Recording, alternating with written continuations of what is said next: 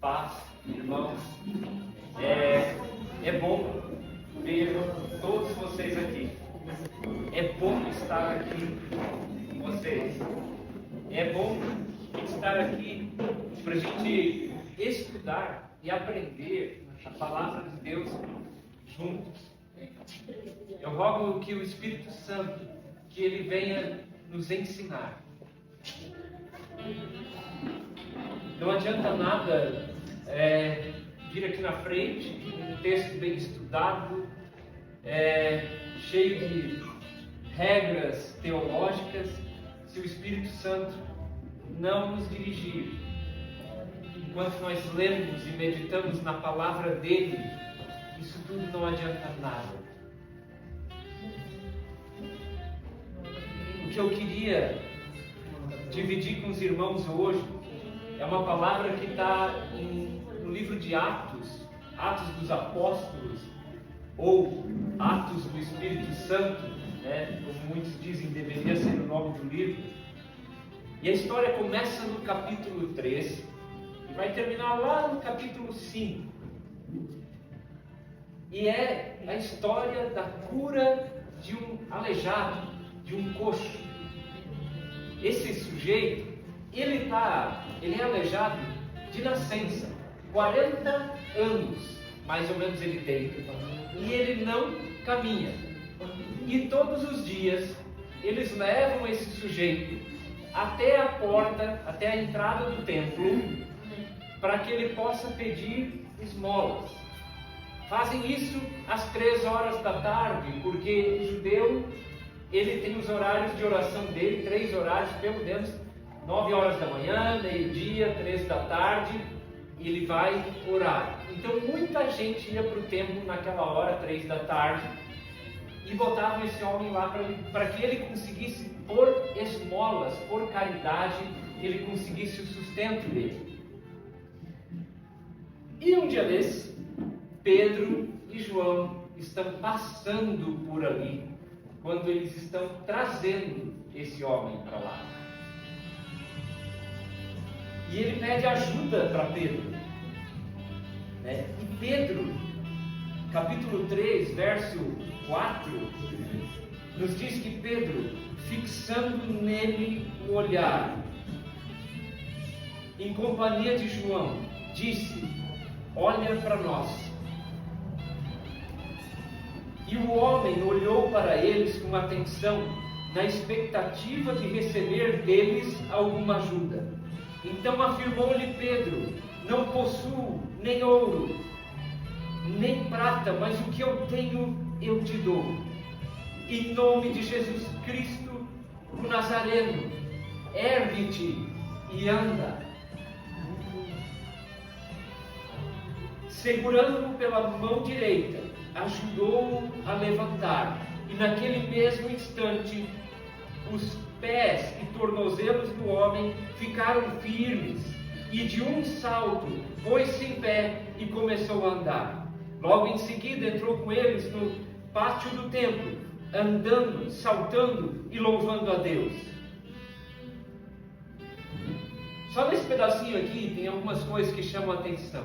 Pedro ora e estende a mão para ajudar o sujeito a levantar. Ele se levanta, ele se põe em pé e ele se apega. A palavra diz aqui mais para frente que ele se apega a Pedro e João, não larga mais deles, e ele fica lá o tempo todo louvando e agradecendo a Deus por aquilo.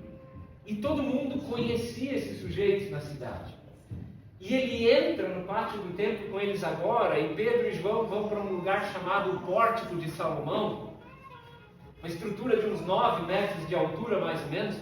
E o povo, quando viu aquele milagre acontecer, junta o povo lá, corre todo mundo naquela direção, e aquilo dá um barraco dentro do templo, e junta gente de tudo que é lado. E aí Pedro pega e aproveita para soltar o verbo, ele aproveita para pregar. E a pregação de Pedro começa mais ou menos assim, ele diz: o que vocês estão olhando para nós? Por que vocês pensam que de alguma forma, ele diz assim, por que estão olhando para nós? como se tivéssemos feito esse homem andar por nosso próprio poder ou santidade. O povo está admirado, nunca viram aqui. Um sujeito de 40 anos paralítico, tecnicamente é impossível esse sujeito andar. E agora ele está em pé, louvando e cantando, agradecendo a Deus, e estava junto com Pedro e com João. E Pedro disse: o que vocês estão olhando para nós? O Deus de Abraão, de Isaac e de Jacó, o Deus dos nossos antepassados, glorificou o seu servo Jesus, a quem vós entregastes para ser morto diante de Pilatos. O rejeitastes, quando este, Pilatos, havia decidido soltá-lo, mas vocês pediram para que fosse solto um assassino, Barrabás. Esse discurso, isso vai direto no coração dos fariseus. E aí, quando a gente vai um pouquinho para frente, no capítulo 4, o que a gente vê acontecendo? Deixa eu só terminar o discurso de Pedro ainda, capítulo 3, 19, eu marquei aqui. Arrependei-vos, portanto, e convertei-vos, para que assim sejam apagados os vossos pecados. Ele mostra para aquele povo que eles crucificaram Jesus e chama eles para o arrependimento. Para quê? Para que os pecados deles sejam apagados. E olha o verso 20, agora vem consolo para nós. De modo que na presença do Senhor venham tempos de refrigério. Amém. Quem quer tempos de refrigério para a sua vida? Quem não está passando por lutas, não precisa. Eu duvido alguém de nós aqui que não esteja buscando por refresco, por paz. E Pedro, ele dá a receita: arrependei-vos, para que haja refrigério na vida de vocês, para que haja alívio na vida de vocês, para que haja alívio na nossa vida. O Ivan falou sobre a volta de Jesus, e Pedro explica para eles: é necessário que Jesus permaneça no céu até que chegue o tempo em que Deus restaurará todas as coisas. Olha para frente. Onde é que tu põe a tua esperança no meio de toda essa dificuldade? Onde nós botamos a nossa esperança? No dia que os céus não reterem mais Jesus e Ele voltar e restaurar todas as coisas. Até lá,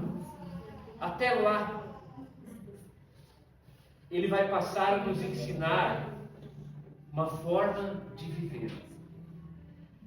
No começo do capítulo 4, vamos lá, está todo aquele barraco lá no pátio, tem milhares de pessoas ouvindo Pedro, e Pedro está lá dizendo que os judeus mataram o Messias, mataram o enviado de Deus.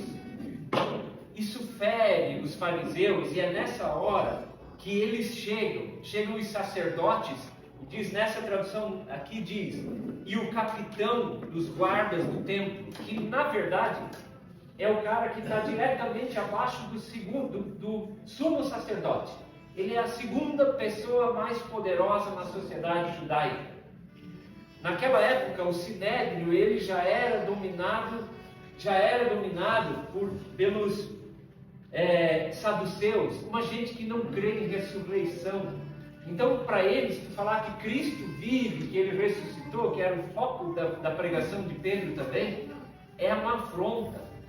E dizer que eles assassinaram, entregaram o Messias para ser morto, pior ainda. Então eles vêm tudo para fora e vêm ver o que esse tal de Pedro e esse tal de João estão fazendo.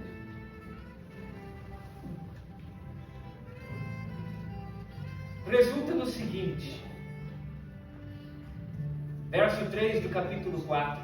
Então prenderam Pedro e João e os lançaram no cárcere até o dia seguinte, pois já estava anoitecendo. Isso começou às 3 horas da tarde, agora já devem ser umas 6 horas da tarde, E eles mandam botar Pedro e João em cama. Vai dormir uma noite na cadeia, para vocês aprenderem. Mais ou menos essa é a proposta. Entretanto, muitos dos que tinham ouvido a pregação aceitaram a palavra, chegando o número de homens que creram próximo a 5.000. 5.000 homens creram naquela pregação, porque um aleijado foi levantado. Porque o poder de Deus se manifestou naquele lugar, através de Pedro e de João. E aí a gente vê o que acontece, né? Imediatamente, qual é o resultado daquilo? Pedro e João presos. Vão presos.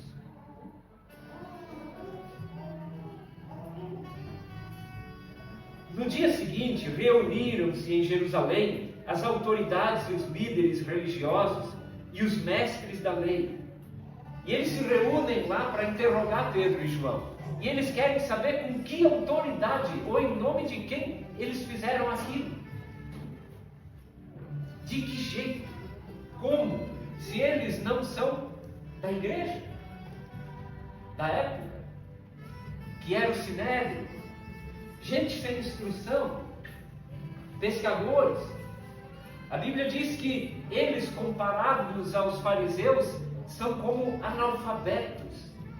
O grau de instrução é muito diferente.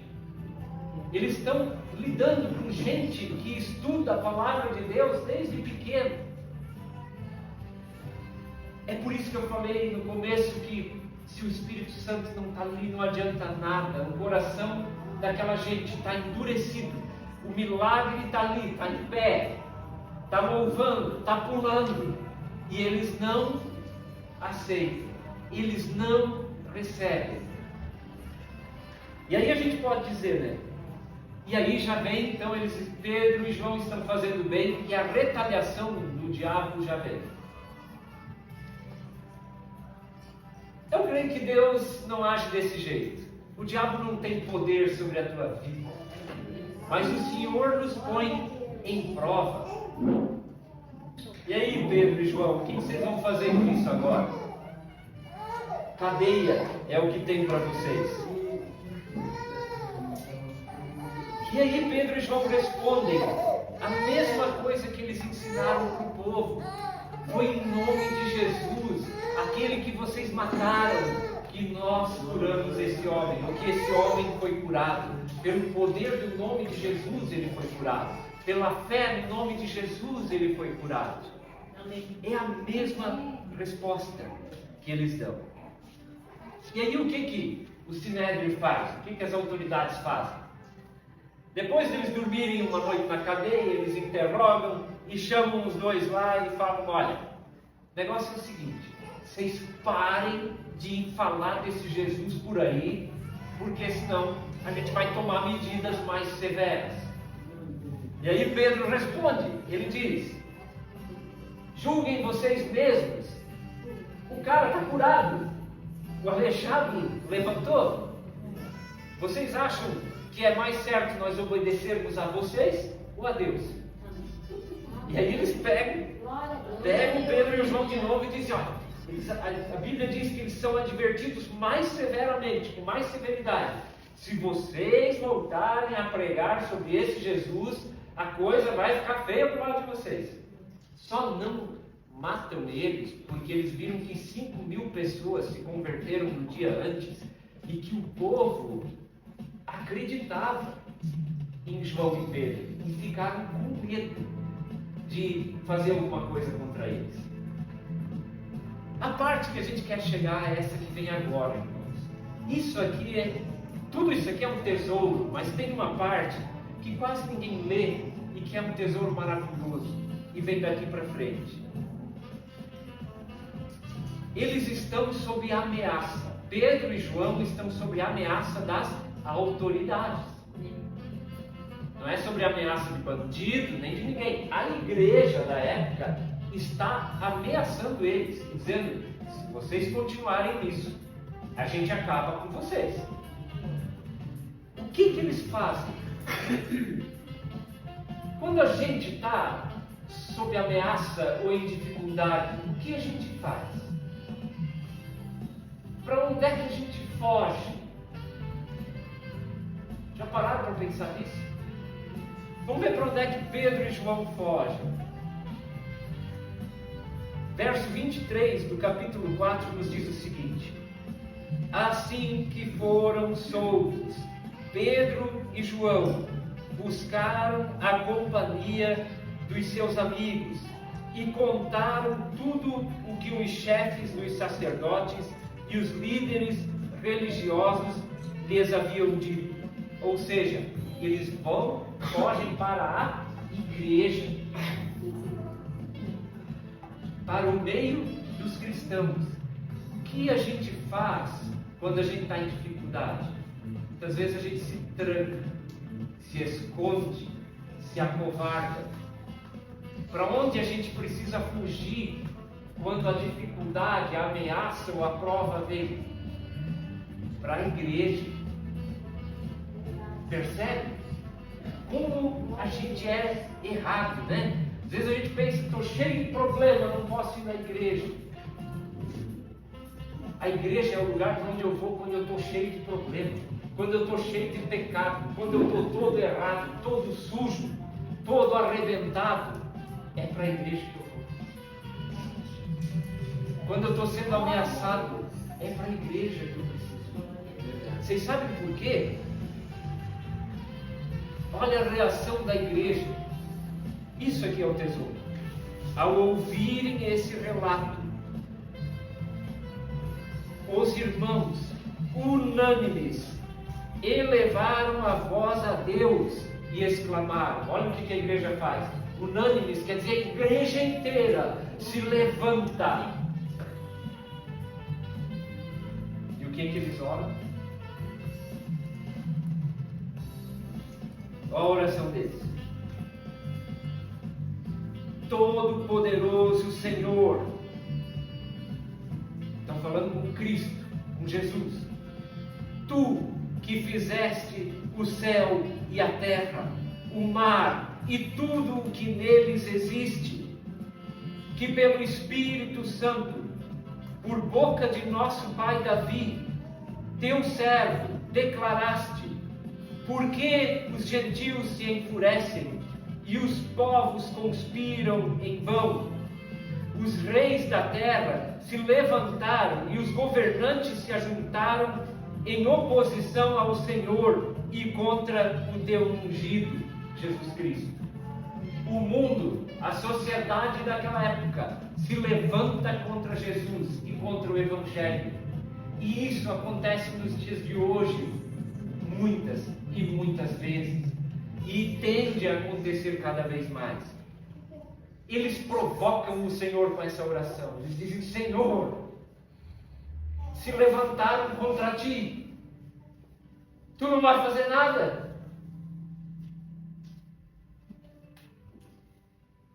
De fato, Herodes, Pôncio Pilatos reuniram-se com as nações pagãs e os povos de Israel nesta cidade para conspirar contra o teu santo servo Jesus, a quem tu ungiste, a quem tu escolheste.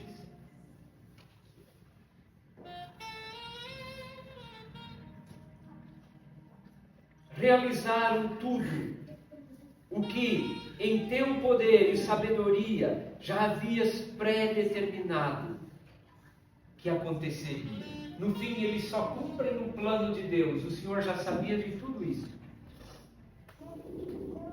Agora, pois, ó Senhor, considera a ameaça deles e capacita os teus servos. Olha a oração da igreja.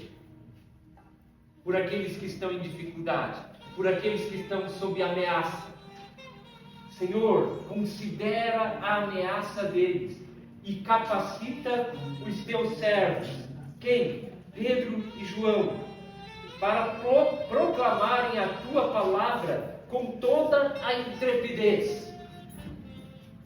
vai contra aquilo que as autoridades disseram para eles fazerem. Eles oram para que o Senhor levante eles e os capacite, para que eles preguem a palavra com mais intrepidez, ou seja, com mais coragem, com mais força.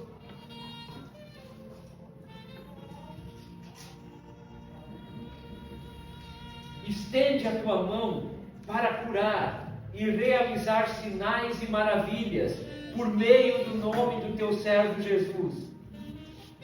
E assim que terminaram de orar, o chão, o lugar tremeu. O lugar onde estavam reunidos tremeu. Todos ficaram cheios do Espírito Santo e com toda a coragem saíram a anunciar a palavra de Deus. Glória a Deus.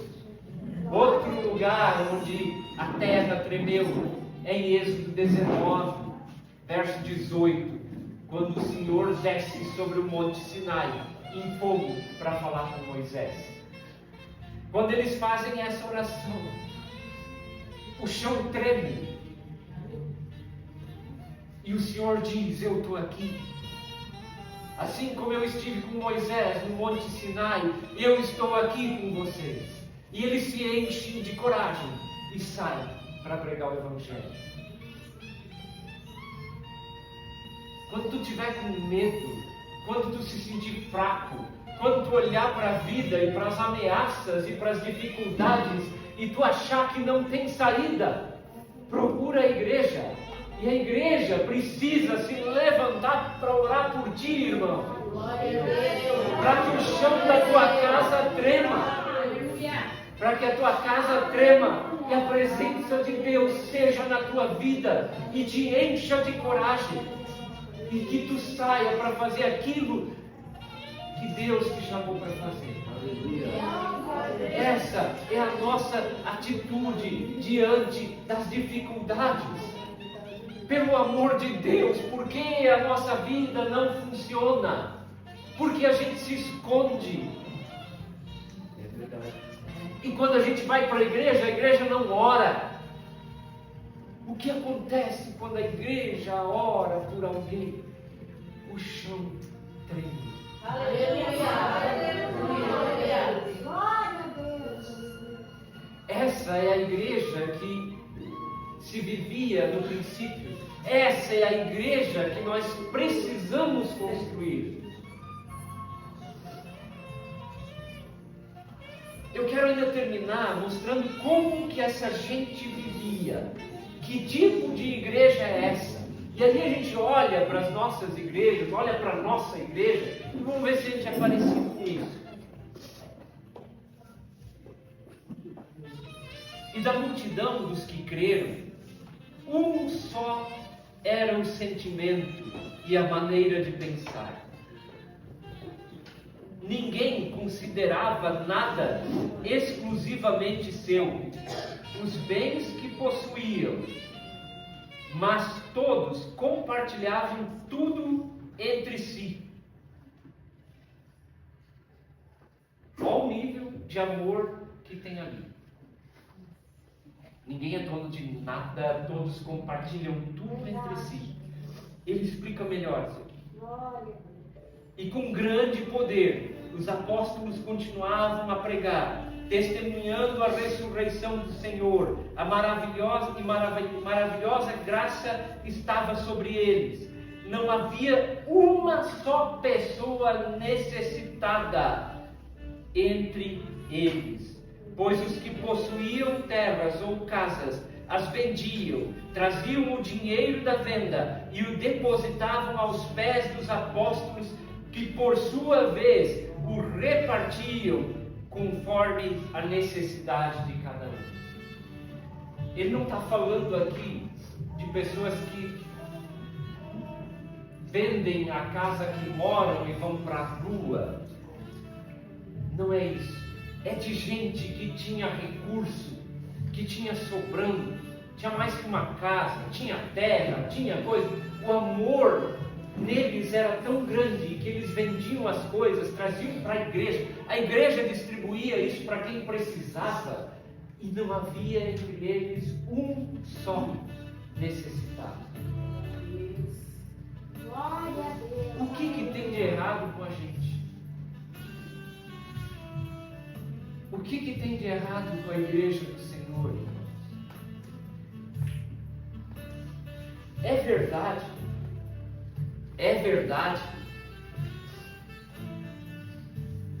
que a gente precisa viver isso aqui. Como funciona? No estudo bíblico passado, a gente estava estudando Coríntios, segunda carta de Coríntios, capítulo 9, né? E lá Paulo explica muito bem. Não é para ficar pesado para um ou para aquele que oferta, não é para ficar pesado, para ficar leve para aquele que recebe. É para ter igualdade, ele diz. Quando a gente olha o texto no começo, tem um ensino muito importante sobre isso aqui. Pedro ora sobre aquele aleijado e estende a mão. A gente ora sobre a vida das pessoas e estende a mão. Ajuda o necessitado. Lá em Coríntios, Paulo explica que Deus é poderoso para suprir e fazer abundar na tua vida, quer dizer, fazer sobrar recurso. Quando tu estende a mão para ajudar. E quem é ajudado, o que faz? Diz ali, em um salmo, o homem se botou de pé e se encorajou e saiu louvando a Deus. E quando a gente vai para Coríntios, diz assim: por que tu está recebendo ajuda? Para tu te colocar em pé, Paulo explica lá, para que depois você possa ajudar outros, assim como você foi ajudado. Eu declaro na vida de cada um aqui, que cada um de nós, passe da posição de ajudado para ajudador. Que o Senhor derrame bênção, que o Senhor derrame fartura e abundância na vida de cada um aqui. Que nós possamos, irmãos, levantar e estender a mão para muita gente. Em nome de Jesus. Em nome de Jesus. Para onde nós vamos correr na dificuldade? Para a igreja. O que a igreja vai fazer? Orar. Todos, a igreja inteira. Foi isso que a gente viu acontecer aqui, ó. A igreja inteira se levantou em oração. Não é o pastor que orou, não é. Se a gente olhar ali, quem estava em dificuldade eram os pastores. Pedro e João. Não pensem que eles foram felizes e contentes contar para os amigos ou contar para a igreja o que aconteceu. Nós fomos presos, dormimos uma noite na cadeia e os caras querem matar a gente. É isso que eles foram lá contar. A igreja não se intimida, ela se levanta em oração, chama o Senhor, provoca o Senhor, diz: Senhor, olha para a ameaça deles e derrama o teu poder sobre nós. Ainda em Coríntios, só para a gente finalizar, a lição que tem lá na segunda carta de Paulo aos Coríntios, capítulo 9, é sobre o que planta pouco, colhe pouco. O que aquilo nos ensina, irmãos, é uma lei natural do mundo espiritual. Se eu tenho um punhado de sementes, feijão, milho, e eu penso que eu tenho que guardar isso para eu poder comer, eu como aquilo, eu como aquela semente e eu não planto. Se eu não plantar, não multiplica. Quando aquilo ali acabar, acabou.